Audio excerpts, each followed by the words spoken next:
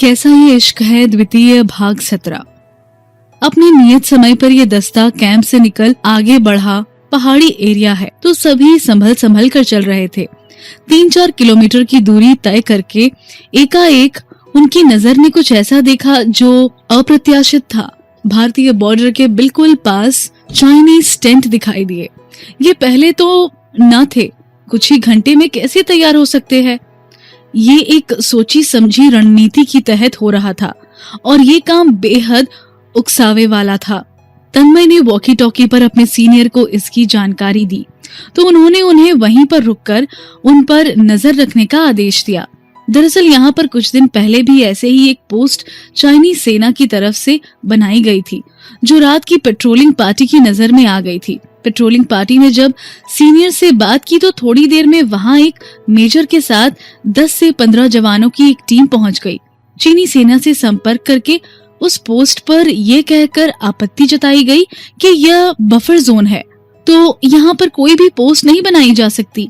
चीनी सेना की तरफ से कहा गया कि ये सिर्फ एक निगरानी पोस्ट बनाई गई है, पर यह पोस्ट LAC पर थी। भारतीय साइड से एतराज जताया गया। चीनी सेना ने यह कहकर आश्वासित किया कि कल तक वे इस पोस्ट को हटा देंगे। उनके आश्वासन के बाद और बातचीत से मामले सुलझ गए तो सभी भारतीय सैनिक वापस लौट आए। दोपहर में देखा गया तो वो पोस्ट हट चुकी थी, पर आज उस घटना के 10-15 दिन बाद दोबारा उसी जगह पर पोस्ट बनाना पूरी तरीके से गलत और उकसाने वाला कार्यवाही थी। तन्मय ने अपने आधे जवानों को उसी पोस्ट पर रुककर स्थिति पर नजर बनाए रखने को कहा और खुद सीनियर से आदेश लेकर नेक्स्ट पेट्रोलिंग पॉइंट पर जाकर आगे की स्थिति जानने की निश्चय किया कि आगे दूसरी जगह पर भी तो कहीं ऐसी ही कोई गतिविधि नहीं चल रही। पर आगे ऐसा कुछ नहीं दिखा तो वो लोग थोड़ी देर बाद गश्त लगाकर वापस लौट आए। उनके लौटने तक कर्नल और 2 मेजर के साथ एक टुकड़ी वहां पहुंच गई। उन्होंने तन्मय और उनकी गश्ती दल को वहीं पर रुकने को कहा क्योंकि वे लोग काफी देर से पेट्रोलिंग पर थे। बाकी लोग पहाड़ी के नीचे उतरकर सकरे रास्ते से होते हुए उस जगह पर पहुंच गए जहां पर अस्थायी पोस्ट बनाई जा रही थी। दरअसल ये एरिया विवादित है, इसीलिए इसे बफर जोन या नो मैंस लैंड घोषित किया गया है। चाइना की तरफ से कुछ किलोमीटर और भारत की तरफ से भी कुछ किलोमीटर तक दोनों देश ना अपने सैनिक रख सकते हैं और ना कोई कच्ची या पक्की पोस्ट बना सकते हैं। दोनों देश की सेनाएं गश्त लगाकर और निगरानी करके वापस लौट जाया करती है। पर इस बार चाइना की तरफ से एक बार विरोध जताने और पोस्ट हटाने के बाद दोबारा से रात के समय जो पोस्ट बनाई जा रही थी उस पर आपत्ति जताने कर्नल वहां पर पहुंचे। उन्होंने ठंडे दिमाग से शांतिपूर्ण तरीके से उनसे बातचीत करने की कोशिश की कि उन्होंने वहां पर फिर से क्यों पोस्ट बना दी, तो वे उग्र हो गए और चाइनीज भाषा में गाली गलौज करने लगे। कर्नल के साथ दुर्व्यवहार होता देख यूनिट के नौजवान सैनिक और चाइनीज सैनिक हाथापाई पर उतरे। हाथापाई और गाली गलौज अधिक बढ़ गई। जब वे लोग कर्नल के साथ गाली गलौज के साथ बदतमीजी करने लगे तो भारतीय सैनिक को ये बर्दाश्त नहीं हुआ और वे उग्र हो गए। बात हाथापाई से अधिक आपस में उलझने तक पहुंच गई। कर्नल अपने जवानों को शांत करने की कोशिश कर रहे थे, पर दोनों तरफ से लोग उग्र हो चुके थे। चाइनीज सैनिक धक्का मुक्की करने लगी तो भारतीय सैनिक ने उनको पटक पटक कर मारना शुरू कर दिया और उन्हें वहां से हटाने पर मजबूर कर दिया और तैश में आकर उनके टेंट उखाड़कर फेंक दिए।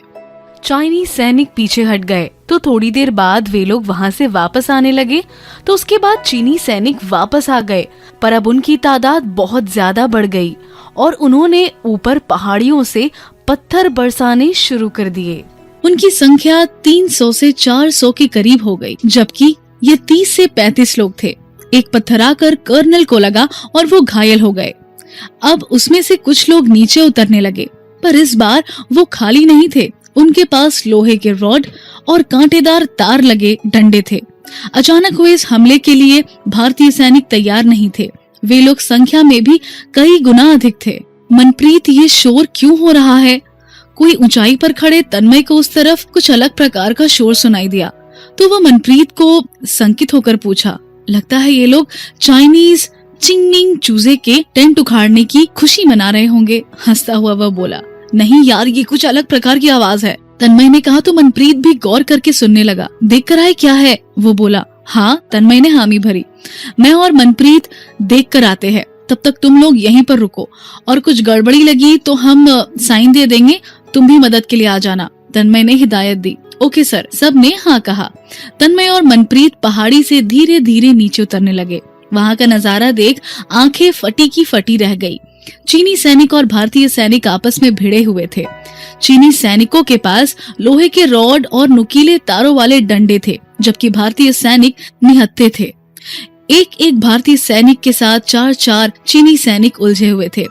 नजर उस भारतीय सैनिक पर पड़ी जो जमीन पर गिरा हुआ था, और 3 चीनी सैनिक उसके हाथ और टांग पर रॉड से वार कर रहे थे। वो बुरी तरह से जख्मी था, शरीर से खून बह रहा था। उसे देख तन्मय का खून खौल उठा। वो फुर्ती से दौड़ता हुआ गया और उस चीनी सैनिकों पर टूट पड़ा। उसने पीछे से एक चीनी सैनिक की गर्दन पकड़कर मरोड़ दी। कड़क की आवाज आई और वह निष्प्राण ही जमीन पर गिर गया। ये देख वो दोनों सैनिक उस भारतीय सैनिक को छोड़ तन्मय पर टूट पड़े। उन्होंने रॉड का वार तन्मय पर करना चाहा, पर वो फुर्ती से बच गया। उसने उसमें से एक सैनिक का हाथ पकड़कर पीछे कमर पर ले जाकर मरोड़ दिया और उसे हवा में उछाल दिया तो वो दूर जाकर गिरा। तीसरे सैनिक ने अपने साथियों की हालत देखी तो वो तन्मय पर कांटेदार डंडे से वार करता है, तो तन्मय उछलकर तेजी से हाथ पीछे टिका नीचे बैठ जाता है और उसके पैर पर जोर की किक मारता है तो वो आटे की बोरी सा नीचे गिर गया। उसने उसकी हाथ से रॉड छीनी और एक ही वार से उसका काम तमाम कर दिया। इतने में मनप्रीत भी उसके पास आ गया। ये क्या हो रहा है यार, ये तो संख्या में बहुत ज्यादा है और इनके पास हथियार भी है, हम निहत्थे हैं। ये सोची समझी रणनीति के तहत हुआ है। पहले उकसावे के लिए पोस्ट बनाई गई और उसके बाद वापस लौटते सैनिक पर चीनी सेना ने हमला किया। इनके पास हथियार है और हमारे पास सिर्फ चाकू है। अपना चाकू निकालकर हाथ में लेता हुआ तन्मय ने विशेष प्रकार के आवाज में साइन दिया और अगले ही पल उसकी टीम पहाड़ के नीचे उतर आई। अब वे लोग थोड़ी ऊंचाई पर चले गए। ऐसा करो, पत्थर इकट्ठे करो, उन लोगों पर ऊपर से पत्थर फेंकते हैं। उन्होंने पत्थर बरसाना शुरू कर दिए, पर इसमें घायल दोनों तरफ के सैनिक हो रहे थे। जो पत्थर वे फेंक रहे थे उसमें भारतीय सैनिक भी घायल हो रहे थे। रुको, ये आइडिया काम नहीं कर रहा, अब हमें भी वहीं जाना पड़ेगा। सब ध्यान से सुनो, हमारे पास हथियार नहीं है तो उन पर हमला करके हमें उनसे हथियार छीननी है और उनसे ही उन पर हमला करना है, समझ गए? तन्मय उन्हें पत्थर फेंकने से रोकता है और उन्हें अपनी योजना बताता है। जी सर, समवेत स्वर उभरा। अब एक नई रणनीति के तहत वे नीचे उतर आए। वे लोग अब वहां से आगे बढ़ते हैं जहां पर दोनों तरफ के सैनिक एक दूसरे से उलझे हुए थे, पर चीनी सैनिक उनकी अनुमान से कई अधिक थे। तन्मय ने गौर किया, ये वो सैनिक नहीं थे जो आमतौर पर फ्रंटियर पोस्ट पर रहते हैं। उनसे वो लोग पेट्रोलिंग के समय मिल जाते हैं। वैसे भी यूनिट यहाँ तैनात रहती है, वे दोनों एक दूसरे से परिचित होते हैं, पर ये वो रेगुलर यूनिट नहीं थी। दरअसल ये विशेष यूनिट घातक इन्फेंट्री के खतरनाक प्लेटून थे, जिनको लड़ाई के समय या विशेष अभियानों पर भेजा जाता है। उन्हें जानबूझकर भेजा गया था। यहाँ एक्शन का रिएक्शन दिखाने की आड़ में साजिश को अंजाम दिया जा रहा था। एक एक भारतीय सैनिक को 4-4 चीनी सैनिकों ने एंगेज किया हुआ था, जिस वजह से कई भारतीय सैनिक गंभीर हालत में जमीन पर घायल पड़े थे और चीनी सैनिक उन पर भारी पड़ रहे थे। अब उन सब ने एक साथ उन पर हमला कर दिया। एक भारतीय सैनिक को घेर कर मारते 4 चीनी सैनिक को ललकारा तो वे उसे छोड़ तन्मय की तरफ बढ़े। उनमें से एक ने जोरदार कांटीली तार लगी रॉड का वार तन्मय की पीठ पर किया तो वो दर्द से आंख बंद करता है और दर्द को सहने की कोशिश करता हुआ अपने पैरों पर खड़ा रहने की कोशिश करने लगा। कोई अन्य होता तो उस घातक वार से अपना बैलेंस खो देता, पर तन्मय एक घातक कमांडो रह चुका है। कई अभियानों पर ऐसी स्थिति का सामना कर चुका है तो शरीर अब फौलादी बन चुका है। कांटेदार तार उसकी पीठ में बुरी तरह से धंस गए थे, पर वो संभलता हुआ पीछे मुड़ा। जब तक संभलता उनमें से एक ने उसके हाथ पर रॉड का वार किया तो वो उसके कंधे के नीचे बाजू में धंसकर वहीं फंस गई। तन्मय बेहद दर्द में था, पर उसने दर्द को दबाया। पलटी मार एक जोर की किक का प्रहार उस चीनी सैनिक के पेट पर किया तो वह पूरे वेग से उछलता हुआ दूर जा गिरा। अब उसने दूसरी चीनी सैनिक को जो उस पर रॉड का प्रहार कर रहा था उसके हाथ से वो कांटेदार तार वाली रॉड छीन ली। अब उसने हाथ घुमाकर उन पर रॉड से प्रहार करने शुरू किए तो थोड़ी देर में वो भी नीचे ढेर हो गए। अब उसने उन लोगों से उनके हथियार छीनने शुरू कर दिए। बाकी लोगों ने भी इसी रणनीति पर काम किया और अब वे उन पर भारी पड़ने लगे। तन्मय के हाथ में बेहद दर्द हो रहा था क्योंकि कांटेदार रॉड अब भी उसके हाथों में घुसी हुई थी। उसने एक हाथ से वो रॉड निकालनी चाही तो भयानक दर्द हुआ। एक जोर की चीख के साथ उसने वो रॉड शरीर से अलग कर दी और उसके बाद जमीन पर चित लेट गया। बाजू से खून की धार फूट पड़ी। तन्मय तू ठीक तो है? मनप्रीत बोला। हाँ मैं ठीक हूँ, कहकर वो उठ बैठा। वो संभालते हुए खड़ा उठा। उसके बाद वे दोनों चीनी सैनिकों पर टूट पड़े। वे लोग गन नहीं रखते पर अपने पास चाकू रखते हैं। उन लोगों ने उन पर चाकुओं व उनसे छीने हुए रॉड से हमला करना शुरू कर दिया। थोड़ी देर में चीनी सैनिक पीछे हटने लगे। तुम लोग कर्नल साहब को वहां से उठाओ, तन्मय ने अपने साथियों से कहा। पर अंधेरे का फायदा उठाकर कर्नल समेत 5 से 6 भारतीय सैनिक लापता थे, जिसमें हर्षित भी शामिल था।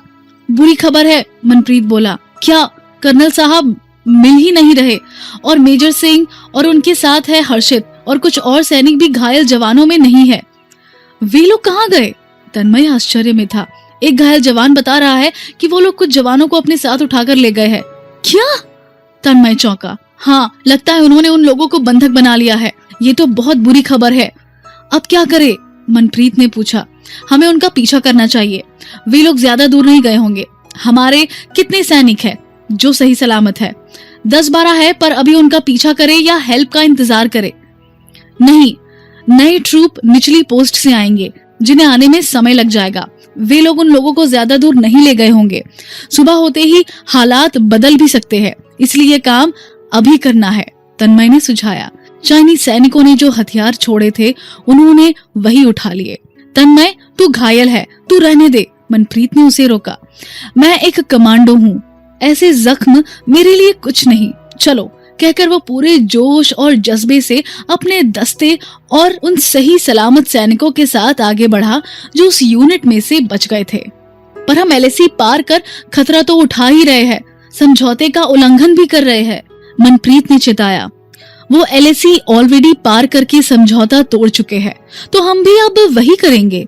ओके। वो लोग जल्दी से पहाड़ी से सकरे रास्ते से नीचे उतरे। चाइनीज की अगली पोस्ट पहाड़ी के पीछे थी।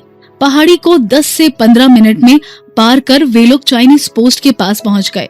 मैं और मनप्रीत आगे बढ़ रहे हैं, 2 लोग हमारे साथ चलेंगे। 4 जवान दूसरी तरफ से जाएंगे और बाकी 2 यहीं पर हमारा इंतजार करेंगे। अगर अगले 1 घंटे में हम लोग वापस नहीं आए तो ट्रांसमिशन पर कैंप में ये खबर दे देना ताकि वे लोग हमारी मदद के लिए आ सके। तन्मय ने उन्हें हिदायत दी। Okay sir. उनको हिदायत देकर वे लोग अलग अलग तरफ से चाइनीज कैंप की तरफ बढ़े। रात का समय था तो वे लोग छिपते हुए उनके कैंप के बिल्कुल पास पहुंच गए। भारत पाकिस्तान बॉर्डर की अपेक्षा यहाँ के बॉर्डर पार कर अपने कैंप तक पहुंचना इतना भी मुश्किल काम नहीं था, पर कर्नल समेत हर्षित और अन्य सैनिक कहाँ रखे हुए हैं, उन्हें पकड़कर लाने का पर्पस क्या है और खुद को छिपा कर रखते हुए उन्हें बचाने का काम जरूर मुश्किल होने वाला है। जो इन लोगों को करना है, जो बेहद मुश्किल वो खतरनाक है, पर ये लोग दुश्मन के खेमे में घुसकर कर्नल और हर्षित समेत अपने लोगों को बचा पाएंगे? अभी कहना जल्दबाजी होगी, देखते हैं क्या होता है। तन्मय। सोई हुई निधि अचानक डरकर उठ गई। एक बुरा सपना था जिसने उसे उठा दिया। उठी तो देखा शरीर पसीना पसीना हो रहा था। लाइट ऑन की, जग से पानी लिया और पानी पीने लगी। मन बहुत घबरा रहा था। अचानक तन्मय का ख्याल मन में उठा तो मन उड़कर उसके पास पहुंच गया। वो ठीक है कि नहीं? उसकी ड्यूटी भी तो बॉर्डर पर है, नाइट ड्यूटी रहती है, वो ठीक तो होगा कि नहीं? कॉल करूं क्या? मन में विचार आया। कई बार नाइट ड्यूटी रहती है तो तन्मय उठा रहता है। सोचकर वह कॉल लगाती है, पर तन्मय ने फोन स्विच ऑफ कर रखा था। 2-3 बार कॉल लगाने पर भी जब नहीं लगा तो फोन नीचे रख देती है। ना जाने क्यों मन बेचैन है। अब वो वापस लेट जाती है। डुगू पर नजर डाली, चैन से सो रहा था, पर निधि को अब नींद नहीं थी।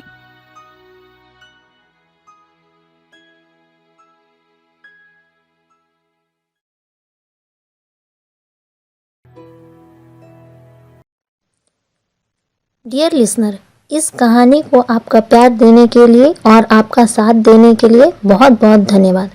अगर आप इसी तरह की और कहानियाँ सुनना चाहते हैं तो हमारे चैनल को सब्सक्राइब और लाइक कीजिए। धन्यवाद।